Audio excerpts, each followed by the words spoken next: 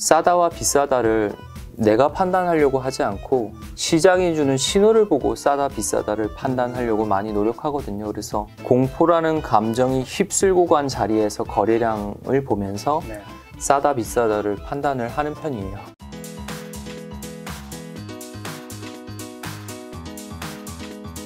그러면 사지 말아야 되는 나쁜 종목의 기준이 책에 좀 있더라고요. 한 예. 5가지 정도. 한 가지씩 좀 설명 한번 해주신다면. 뭐 예를 들어서 전환사채를 너무 많이 발행을 한다거나 네. 우리가 CB, 뭐 BW 이런 말 하잖아요. 네. 근데 그 전환사채를 발행을 하는 게 정말 좋은 목적으로 이 투자금을 받아서 그 사업을 일으키기 위해서 네.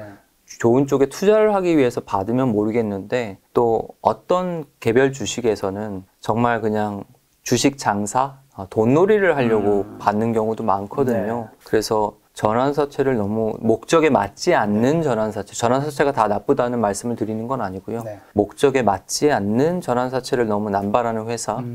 그리고 우리 가끔 보면 주가가 고점인데 경영진이 본인이 가지고 있는 주식을 매도를 하는 경우를 그쵸. 많이 보거든요. 네. 근데 사실은 경영진도 사람이잖아요. 그러니까 주가가 올랐을 때 파는 거에 대해서 비난을 하는 게 맞는지 틀리는지 저도 가끔 헷갈리긴 해요. 근데 예를 들어 그 주식에 투자하는 일반 개인 투자자들이 그 회사에 투자를 할 때는 그 회사에 어떻게 보면 자기 인생을 건 거잖아요. 그렇죠, 그렇죠. 제가 최근에 본 문구 중에 한 사람을 만나는 것은 사람을 만나는 것이 아니라 그 사람의 인생과 마주하는 일이라는 문구를 본 적이 있는데, 좋은 문구 있죠. 예, 근데 저는 주식도 그렇다고 생각하거든요. 우리가 회사의 주식을 사는 일은 우리는 그냥 주식 한 주, 뭐 10,000원짜리 주식 한 주 산다고 생각하시겠지만 저는 그 회사의 모든 걸 사는 거라고 생각하거든요. 그 회사의 경영진의 마인드, 그 다음에 그 회사에 다니고 있는 그 직원들의 인생의 한 조각을 우리가 사는 거거든요. 그래서 이것은 그냥 단순히 10,000원짜리 한 장 주식 쪼가리, 종이 증서를 사는 게 아니라 우리가 그 회사의 꿈을 사는 거고 그 회사의 인생을 사는 일이기 때문에 저는 신중해야 된다고 생각하거든요. 근데 그렇게 소중한 주식을 경영진들이 고가라고 너무 과도하게 팔고 이런 주식들은 저는 일단은 좀 피해야 된다고 생각해요. 내부자들이나 대주주들이 파는 게 뭐 좋은 신호는 절대 아니죠. 네, 좋은 신호는 아니죠. 그래서 그런 거 조심해야 되고 그 다음에 또 우리나라는 상속세가 또 50%다 보니까 상속 관련해서 이슈는 없는지 뭐 이런 것도 봐야겠고요. 그 다음에 뭐 기본적으로는 뭐 매출이 얼마가 나는지 뭐 순이익이 얼마가 나는지 뭐 이런 거는 뭐 기본적으로 봐야겠죠. 그래서 저는 제가 방금 말씀드린 그런 부분에 부합하는 그런 조금 제가 판단할 땐 나쁜 주식이라고 판단되면 좀 아무리 매혹적으로 보이더라도 제 전 재산을 투자는 잘 하지 않습니다. 책에서는 또 2가지 더 설명이 있는 게 부도가 날 위험이 있는가랑 스톡 옵션 발행에 몰두해 있는가 뭐 이런 아까 말씀하신 그런 것들이 기준들에 해당하는 것들이 좀 많이 겹쳐지면 그런 종목을 좀 피하는 걸로. 맞습니다. 자, 그러면 아까 전에 그 좋은 종목을 찾을 때 선생님께서 싸게 산다 이 얘기 해주셨잖아요. 그럼 이제 선생님만의 어쨌든 싸다라는 기준이 있다라는 거잖아요.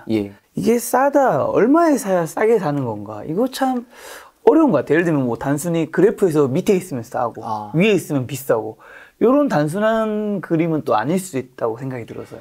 싸다라는 개념은 상대적인 개념이잖아요. 누군가는 비싸게 샀고 그다음 누군가는 그거보다 싸게 사는 거잖아요. 근데 저는 싸다를 가격으로 생각하고 그래프적인 관점에서 이제 접근할 수도 있는데 저는 싸다라는 개념을 감정적인 관점에서 접근을 많이 하는 편이거든요. 감정? 네, 감정. 그러니까 주식이 쌀 때는 공포라는 감정이 만연해 있을 때 쌉니다. 근데 그 공포라는 감정을 이겨내고 매수하기가 쉽지 않습니다. 그래서 주식이 싸게 사기가 쉽지 않은 거예요. 싸게 사려면 공포라는 감정을 이겨내야 되는데 지금 샀다가 더 떨어지면 어떡하지? 라는 그 공포를 이겨내기가 쉽지가 않거든요.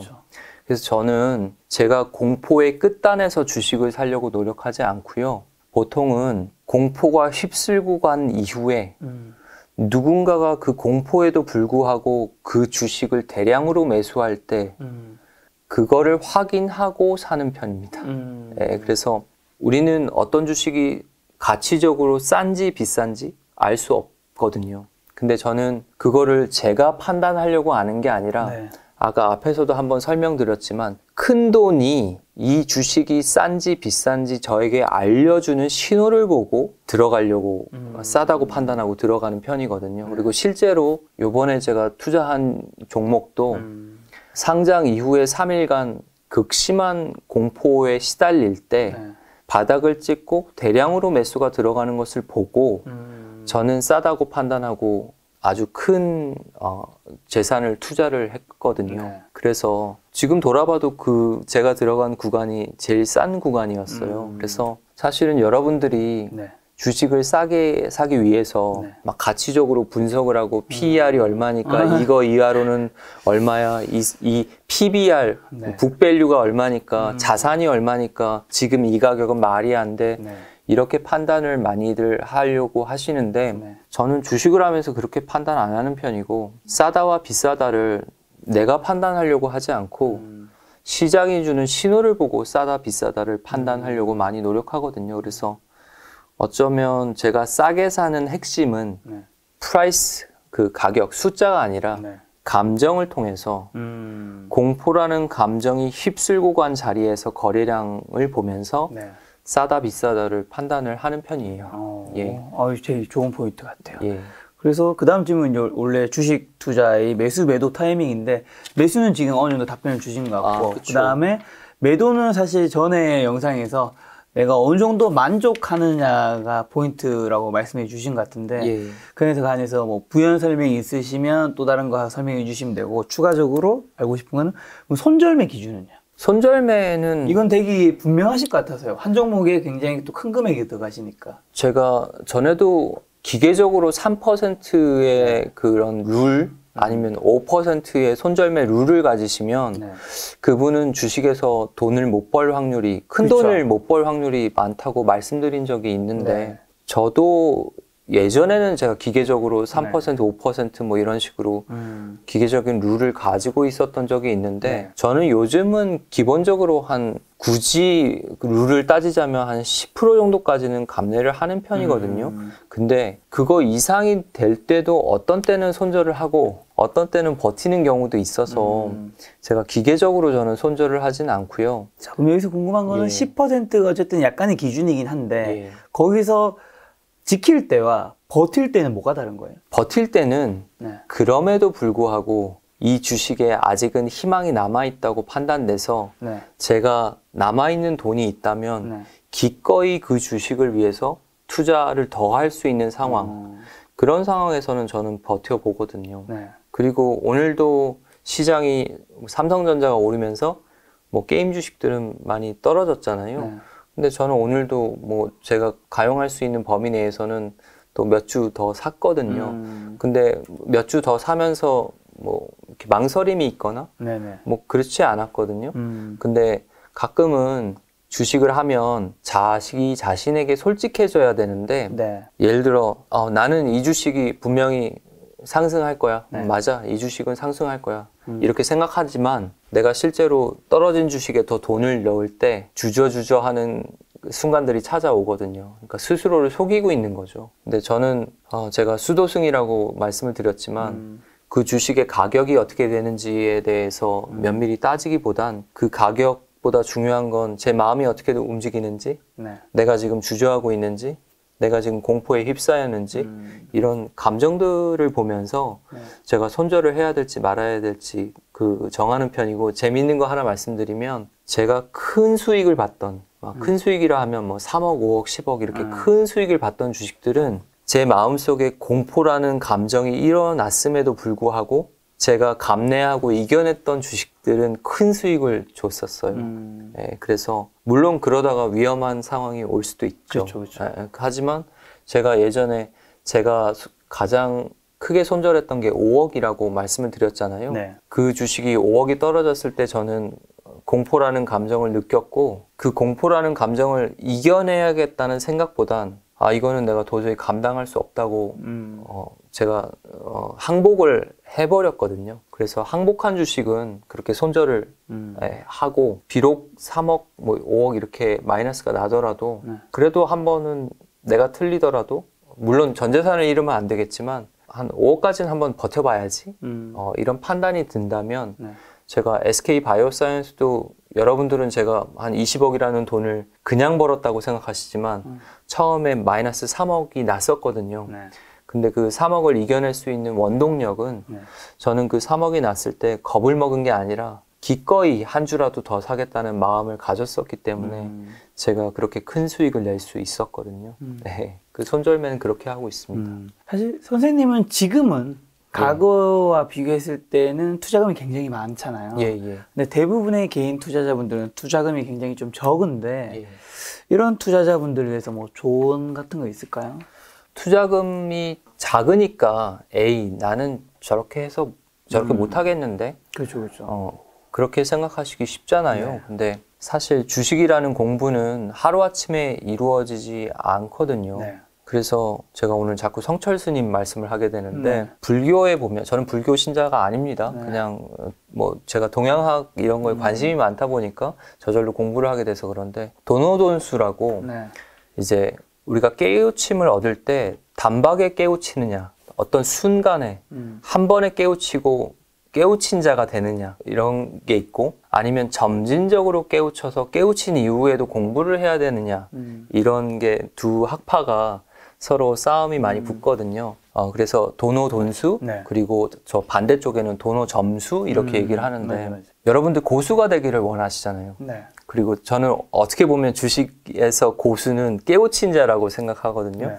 모두가 고수가 되길 원하는 거잖아요. 저도 마찬가지고 깨우친 자가 되고 싶어 하고 근데 제가 짧은 기간이지만 5년이라는 시간 동안 주식 투자를 정말 모든 걸 다 바쳐서 하면서 느낀 점은 아 정말 주식이라는 공부는 끝이 없구나. 그리고 내가 때로는 건방지게 아 내가 좀 어느 정도 이제 공부가 어느 레벨에 오른 것 같은데 좀 나름 고수가 된 것 같은데 라고 스스로 착각을 하더라도 시장에서는 늘 아니야 너 건방진 생각한 거야. 그리고 그런 가르침을 주거든요.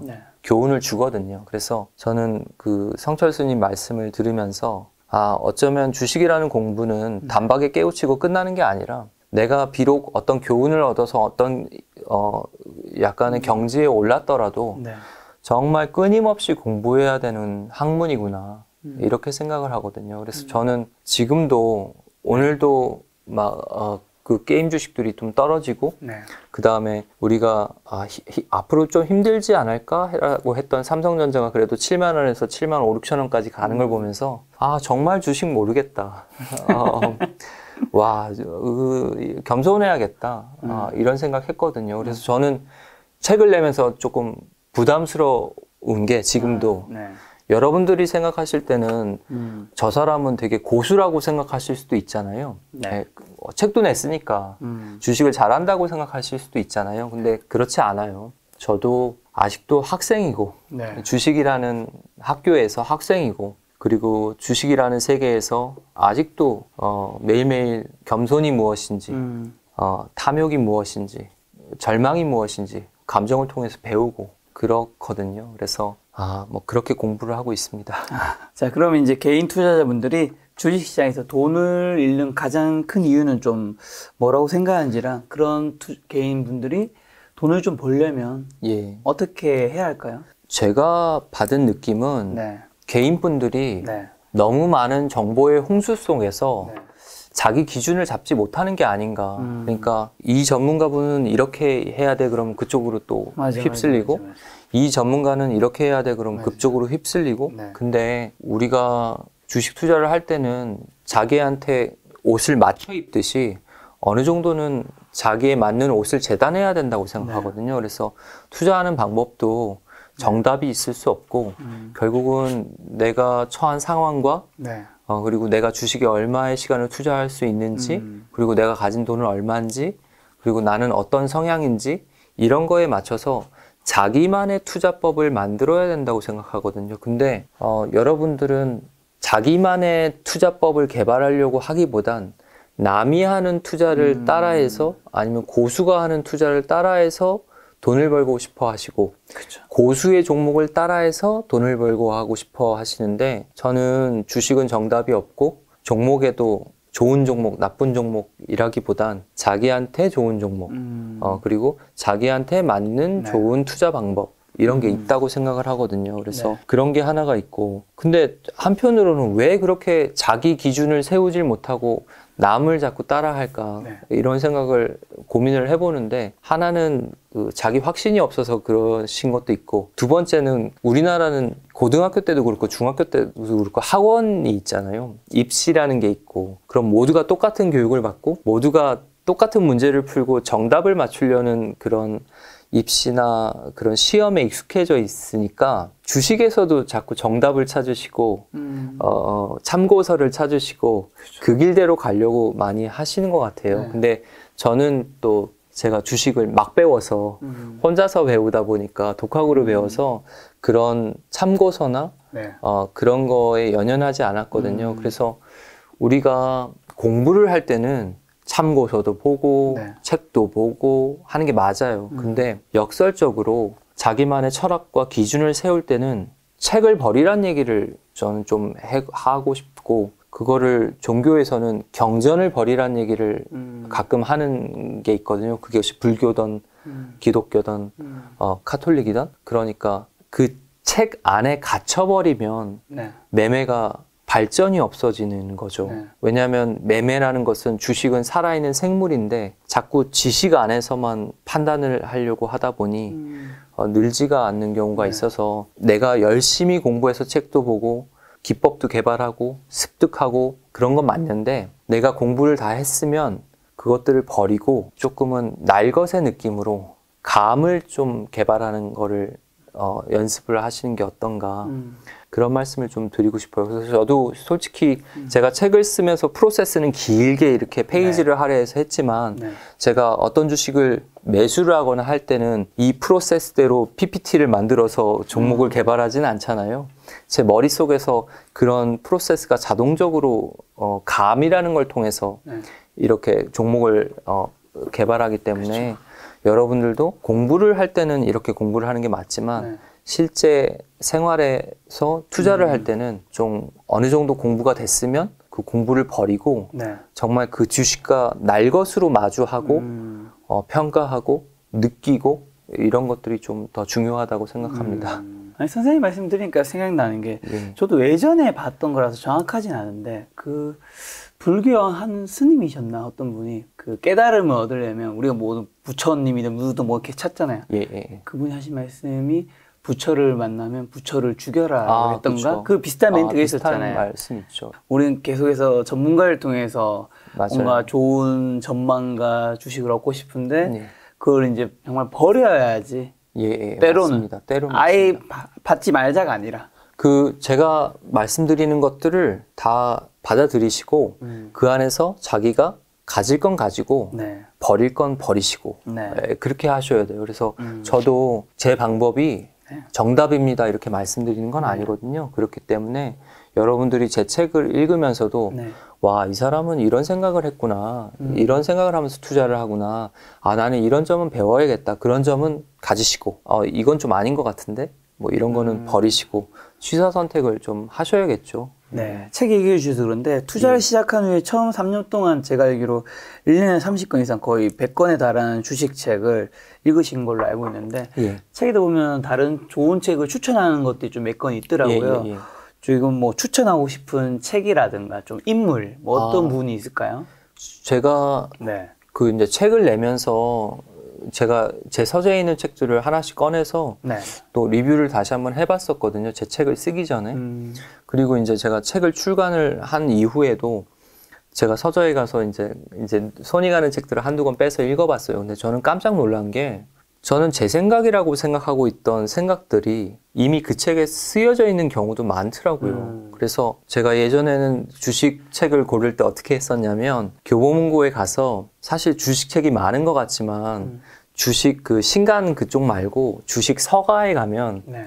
이제 기억부터 뭐 이제 끝까지 쫙 있잖아요. 그러면은 그게 몇 칸 안 되거든요, 사실은. 그러면 첫 번째부터 끝 번째까지 이번 주는 여기서부터 여기, 다음 주는 여기서부터 여기. 그래서 한 권씩 이렇게 목차나 이런 걸 보면서 제가 읽고 싶은 마음이 드는 책들은 골라와서 네. 샀거든요. 네. 그렇게 해서 그 전체 서가에서 제가 읽고 싶은 책들은 다 빼서 이제 구매를 한 거죠. 네.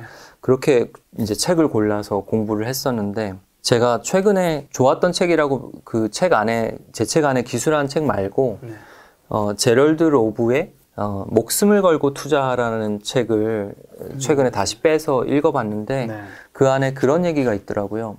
어쩌면 주식이라는 것은 대차대조표에 의해서 움직이는 게 아니라 인간 본성에 의해서 움직이는 건지도 모른다라는 문구가 있었는데, 저는 그거를 보면서 이거 내 생각이랑 똑같은데, 내가 내 책에도 그런 식으로 써놨는데, 그런 생각을 했거든요. 그래서 여러분들이 책을 통해서 흡수하는 것들이 무의식 속에 저장이 됐다가 네. 어느 순간 매매를 하는데 저는 적용이 된다고 생각하거든요. 특히나 여러분들은 최근에 주식 공부하시는 분들은 책을 읽기보다는 유튜브로 습득을 하는 경우가 많은데, 그렇죠. 그래도 적어도 고전이라고, 우리가 주식의 고전이라고 하면은 뭐 정해져 있거든요. 뭐 피터 린치라든지 아니면 제럴드 로브, 아니면 뭐 일본 사람 같은 경우는 고레카와 긴조, 네. 뭐 이런 그 유명한 사람들이 있기 때문에 네. 그런 분들의 책은 다 읽었으면 좋겠고, 그게 다 피가 되고 살이 되니까요. 네. 그리고 제가 인물 중에서는 3-4명 말씀을 드리면, 네. 물론 앙드레 코스톨라니 선생님 할아버지는 제가 지금도 네. 매매가 꼬이면 그 책 꺼내서 읽어보거든요. 네. 그리고 제가 제 책에서도 언급했던 혼마 무네이사, 그 캔들 차트의 창시자고, 저 깃발이 흔들리는 이유가 무엇 때문이라고 생각하나라고 했을 때, 저 깃발이 흔들리는 건 마음 때문이라고 했던 그 이제 선문답 같은 네. 그 에피소드를 통해서 시세의 비밀을 깨우치고 그 이후에 단 한 번도 지지 않았다는 그 전설이 내려오는 그 삼산, 삼천, 뭐 적산병, 흑산병, 그게 다 사케다 전법 이런 게 다 그 혼마 무나이사 선생님이 개발하신 거거든요. 그렇죠.